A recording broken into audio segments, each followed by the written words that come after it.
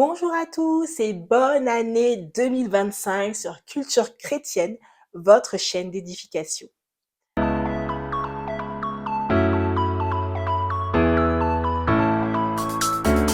Alors, je vous souhaite une excellente année 2025, une année de bénédiction, une année de grâce, une année de paix, une année de faveur divine sur votre vie, ainsi que sur celle de votre famille.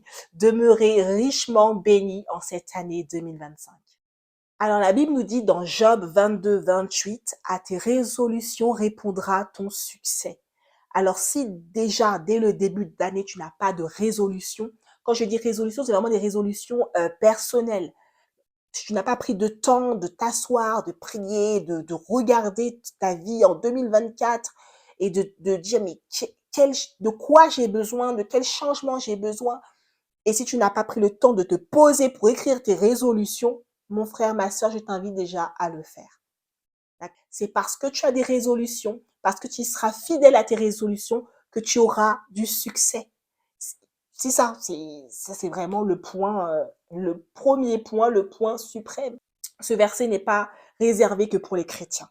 Même quelqu'un qui est dans le monde, mais qui est résolu à faire, je sais pas, une certaine tâche, il va avoir du succès. On voit des hommes et des femmes dans le monde qui ont eu du succès parce qu'ils étaient passionnés par quelque chose et parce qu'ils y travaillaient jour et nuit. Et ils ont réussi. Ils ont réussi dans leurs œuvres, ils ont réussi dans le chemin, dans leurs objectifs, parce qu'ils étaient résolus. C'est vraiment une question de détermination. Ils étaient déterminés jusqu'au bout. Moi, j'aimerais te dire, mon frère, ma soeur, si tu écoutes tes émotions et tes sentiments pour faire quelque chose, franchement, tu vas jamais rien faire. Tu ne vas jamais rien réaliser. Parce que si on s'appuie sur nos émotions et nos sentiments pour se dire, bon, là, je suis résolu. Voilà, super. Et le lendemain, oh, flemme, oh, 2 jours, oh, flemme, on va pas aller bien loin, ça c'est clair. Vous savez, c'est comme, j'ai regardé dans le journal par rapport aux abonnements de sport. Les salles de sport au mois de janvier, elles sont remplies. Et au mois de février, déjà février-mars, il n'y a plus personne qui va au sport. Parce que les gens, au début, hop, bonne résolution, et eux, ils se frottent les mains, quoi. Ils font même des réductions, des promos pour les 2 premiers mois. Après, ils te mettent le tarif plein parce qu'ils savent que vous allez venir peut-être 2, 3 semaines et ensuite, vous n'allez pas tenir vos résolutions. Ils le savent. Donc, non, mais vraiment, franchement, il faut vraiment on se revoie. On se revoie et qu'on puisse tenir nos résolutions, on puisse tenir ferme dans nos résolutions. C'est vraiment important pour avancer avec le Seigneur. On va s'inspirer, comme je l'ai dit tantôt, de la vie de Daniel, des caractéristiques de sa vie qui ont fait que c'était un homme, un serviteur de Dieu de succès. Alors la Bible dit que Daniel était résolu. Donc premièrement, on voit que Daniel était résolu à ne pas se souiller avec les mets du roi. Alors on voit dans Daniel 1, à partir du verset 3, le roi donna l'ordre à Ashpénaz, chef de ses eunuques, d'amener quelques-uns des enfants d'Israël de race royale ou de famille noble, de jeunes garçons sans défaut corporel, beaux de figure, dotés de sagesse. On va aller plus bas. Le roi leur assigna pour chaque jour une portion des mets de sa table et du vin dont ils buvaient, voulant les élever pendant 3 années, au bout desquelles ils seraient au service du roi. Au verset 8, c'est celui-là qui va nous intéresser. Daniel résolut de ne pas se souiller par les mets du roi et par le vin dont le roi buvait, et il pria le chef des eunuques de ne pas l'obliger à se souiller. Dieu fit trouver à Daniel faveur et grâce devant le chef des eunuques. Donc Daniel, malgré les ordonnances du roi, résolut de ne pas se souiller avec les mets du roi. Il avait pris cette résolution. Vous savez, dans le temps de Daniel, le roi, c'est quand même roi, quoi. C'est pas comme ici où il y a des lois, où si tu respectes pas la loi, bon, tu vas en prison, tu vas sortir au bout de 2, 3 ans, etc. Et encore. Mais là-bas, tu respectes pas les ordonnances du roi, mais tu es tué, quoi. Tu respectes pas les ordonnances du roi, c'est fini pour toi, c'est fini pour ta famille, etc., etc. Mais la Bible dit que Daniel, lui, il était résolu. Il était résolu dans son cœur à ne pas se souiller avec les mets du roi. Pour lui, c'était catégorique. Et aujourd'hui, on a du mal à être résolu en tant que chrétien. On dit oui, mais le monde est trop compliqué, c'est trop difficile. Mais à leur époque, c'était encore plus difficile que nous, ce qu'on est en train de vivre à leur époque. Mais malgré cela, ils ont réussi à rester résolus dans ce qu'ils s'étaient dit. Ils ont réussi à rester résolus dans leurs promesses envers leur Dieu, de ne pas se souiller de quelque manière que ce soit. Et la Bible dit que Dieu fit trouver faveur auprès, c'est quoi? Dieu fit trouver à Daniel faveur et grâce devant le chef des eunuques. Parce qu'il y a la main de Dieu. Lorsque tu décides d'être résolu, lorsque tu décides de, OK Seigneur, je te suis jusqu'au bout, le Seigneur, il agit dans ton affaire. Le Seigneur, il vient et il agit dans ton affaire. Lorsque tu dis, oh, Seigneur, jusqu'au bout, je suis avec toi, jusqu'au bout, peu importe ce qui va m'arriver, peu importe les conséquences. Moi, je respectais ta parole. Moi, je respectais ma résolution envers toi. Et le Seigneur dit, ah, ok, d'accord. Moi, je t'honorerai, Seigneur.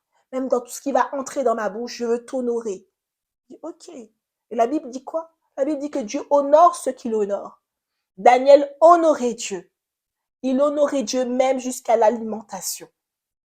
Donc, il avait résolu, lui et ses amis, de ne pas se souiller avec les mets du roi. Donc, vraiment, je t'invite, mon frère, ma sœur, à être résolu.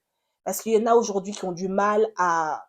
Qui sont pas, bon, oui, c'est vrai que j'ai dit ça au Seigneur, mais vraiment, en même temps, non, si tu as dit, tu as fait une promesse à Dieu pour ta vie, tiens la promesse jusqu'au bout, peu importe les circonstances. Le Seigneur va permettre, le Seigneur va t'aider à tenir ta promesse. Le Saint-Esprit est là pour t'aider à tenir ta promesse. Mais toi, sois résolu à aller jusqu'au bout de ta promesse envers le Seigneur. Alors, deuxième caractéristique de la vie de Daniel qui va nous inspirer, nous aussi, pour réussir notre année 2025, c'est que Daniel était un homme de prière. Vraiment, mon frère, ma sœur, on ne peut rien sans la prière. Comme je l'ai dit tantôt, si tu ne changes pas ta manière de prier, si tu ne pries pas encore davantage que tu priais en 2024, tu ne verras pas de changement dans ta vie. D'abord, il faut qu'on soit clair là-dessus. Vraiment, si tu ne pries pas, si tu pries toujours 10 minutes ou 15 minutes, ou si tu pries 30 minutes, tu pries encore 30 minutes, il n'y aura pas de changement. Moi, je sais que avant, je priais 1 heure en langue. Et puis, comme je priais 1 heure en langue, tout de suite, waouh, vision, voilà, image qui sort et tout et tout. Maintenant, au bout d'1 heure, il faut encore que je prie. Il faut encore que je prie parce que c'est pas assez. Je disais ça à mon mari, je dis, mais avant, je priais 1 heure. Mais là, depuis quelque temps, c'est comme si 1 heure même, c'était l'entrée, quoi. C'était l'apéritif. Et il faut que j'aille encore plus loin avec le Seigneur. Le Seigneur me fait comprendre que hey, tu priais 1 heure en 2023, en 2024. Ok, mais là, c'est bon. Tu arrives à un stade où tu ne peux pas prier qu'1 heure. Tu peux pas. Tu ne peux pas prier qu'1 heure. Tu dois prier plus. Et ben, c'est ce qu'il dit à chacun d'entre nous. Vous savez, plus le Seigneur va vous élever dans un poste ou dans quelque chose, plus vous devez prier encore et encore. Plus votre vie de prière doit changer. Votre vie de prière doit augmenter. Quelqu'un qui, par exemple, si tu changes de poste, le Seigneur te fait grâce et tu as un poste plus élevé au travail, mais sache que ton poste plus élevé au travail, c'est aussi double prière aussi à ce niveau-là. Plus de temps de prière. Si le Seigneur permet qu'avant tu étais célibataire, le Seigneur te fait grâce, tu rentres dans le mariage, plus de temps de prière encore.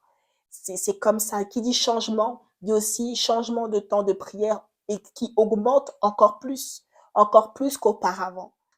La Bible va dire qu'il surpassait même les chefs des eunuques, les satrapes, etc. Il les surpassait parce que le Seigneur l'avait doté d'une intelligence, d'une sagesse suprême. Et donc, comment dire, ça a attisé de la jalousie envers lui.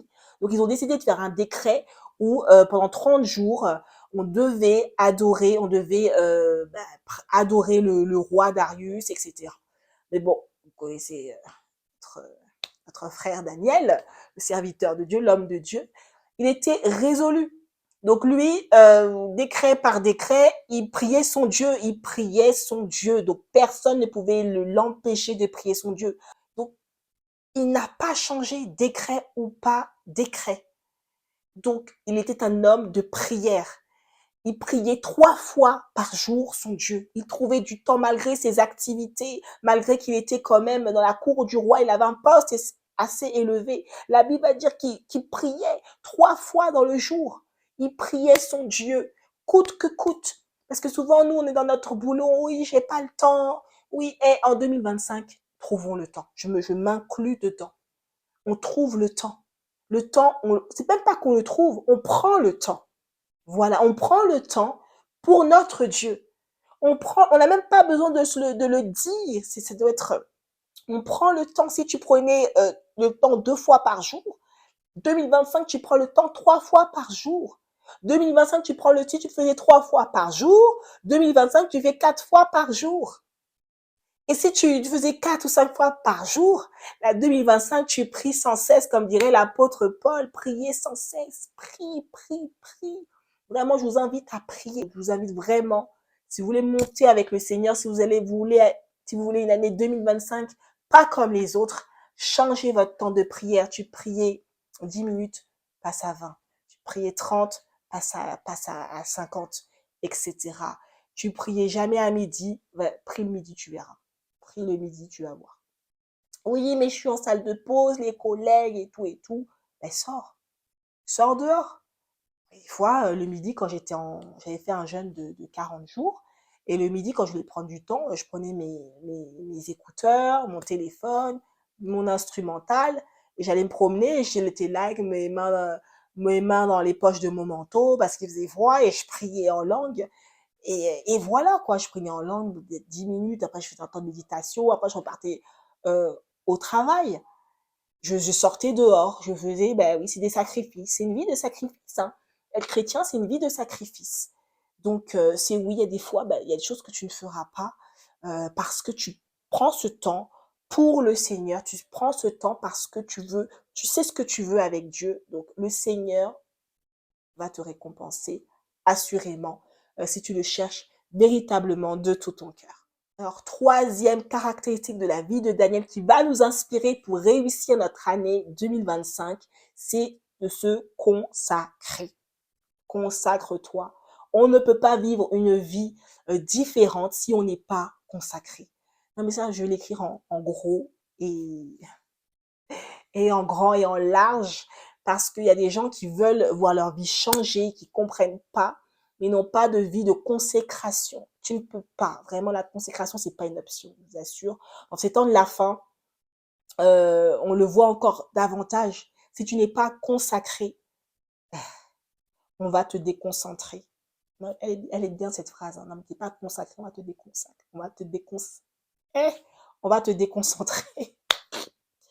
Non, mais sérieux, on va te déconcentrer. Soyez consacrés. Je vous assure que moi, ma vie, je vous l'avais déjà dit dans une de mes vidéos, ma vie, elle a changé par un inversé. Grâce à inverser, même pas à cause, mais grâce à inverser. Ça ne te demande pas écouter la parole, mais mets-la en pratique. Ce verset-là a changé ma vie.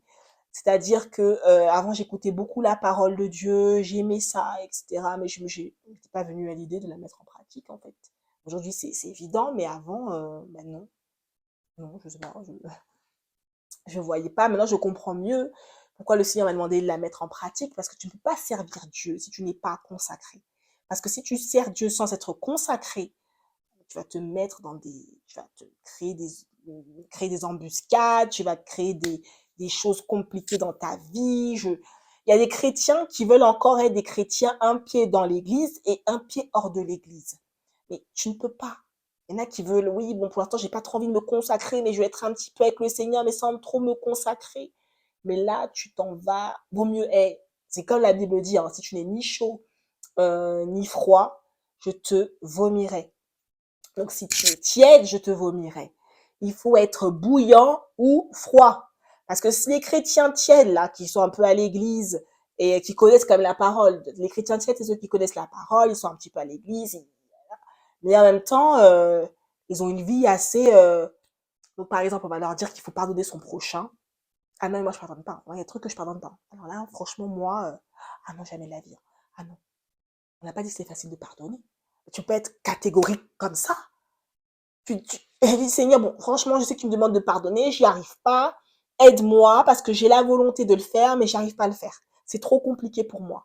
Ça, c'est une autre facette, tu vois. C'est une autre façon de venir à Dieu. Et là, le Seigneur préfère ça. Que, oh non, non, moi, tu l'as dit, mais non, mais c'est non. Bah, ok, bah, si tu pardonnes pas, bah, Dieu, il te pardonne pas non plus. Vous voyez ce que je veux dire? C'est vraiment les chrétiens qui mettent en pratique la parole. C'est ça un chrétien qui est consacré. Un chrétien qui dit non, moi je consacre mes oreilles, je consacre mes yeux à Dieu, je consacre mon corps au Seigneur. Tout ce que j'ai, je le consacre pour le royaume des cieux. Je suis ambassadeur, je suis ambassadrice de Christ sur la terre. Donc je me consacre pleinement au royaume. Et c'est ça qui va faire la différence. Et c'est ça qui va faire que toi-même, ta vie va changer en 2025. Mais si tu veux encore, bon, ouais, un pied dans l'église, en même temps, ouais, je fais un petit peu ma vie, ou je fais un petit peu mon business à côté, on se sait le business, etc. Franchement, non, tu vas tourner en rond, tu auras des grâces comme ci, par-là, mais tu ne vas pas avancer. Et vraiment, je vous invite en 2025, vis une vie de consécration. Consacre-toi pleinement. Daniel était consacré. Daniel était consacré à l'Éternel, son Dieu. Il était consacré, on l'a vu dans ses temps de prière, on l'a vu dans le fait de ne pas se souiller par n'importe quel mets, etc. Il était consacré. Il était tellement consacré que ça aussi, la Bible dit que les mauvaises compagnies corrompent les bonnes mœurs. Donc lui-même, ses amis, il était entouré de personnes qui étaient consacrées comme lui. Il y a des gens qui disent oui, mais bon, quand tu es dans telle famille, c'est plus facile. Quand tu es dans une famille chrétienne, c'est plus facile. Quand tu es, dans un travail, on ne te persécute pas, c'est plus facile. Quand tu es dans ceci, c'est plus facile. Daniel était dans un boulot, il était persécuté. Il était dans une famille, on va dire, dans un royaume où il était persécuté, lui et ses amis, parce qu'ils n'avaient pas les mêmes... en gros, eux, ils adoraient des dieux, des entités, de tout ce que vous voulez. Lui et ses amis, c'était les seuls qui adoraient le véritable Dieu. Donc, c'était pas évident. Voilà.